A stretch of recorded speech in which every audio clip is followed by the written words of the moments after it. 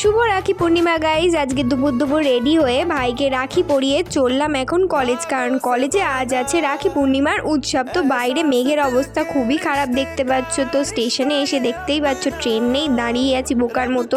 অনেকক্ষণ দাঁড়ানোর পর এলো আমাদের ট্রেন, আর ট্রেনটা ছিল তেমন ভিড়। তো শিয়ালদা স্টেশন থেকে একজন পাগলিকে সঙ্গে নিয়ে আমি চললাম এখন কলেজের দিকে।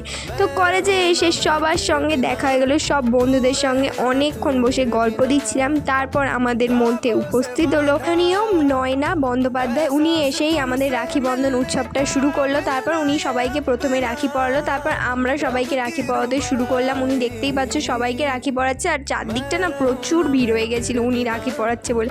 তারপর আমরাও সবাইকে রাখি পরাচ্ছিলাম, আর এইটা হচ্ছে সিনিয়র দিদি আমাদেরকে রাখি পরিয়ে দিচ্ছিল। তারপর যে পাগলিটাকে তুলে এনেছিলাম রাস্তা থেকে, তাকে সেই রাস্তাতেই ছেড়ে আমি এলাম বাড়িতে এসেই এলাম ভাইয়ের কাছে। ভাইকে আবার একটা রাখি পরিয়ে দিলাম আজকের জন্য।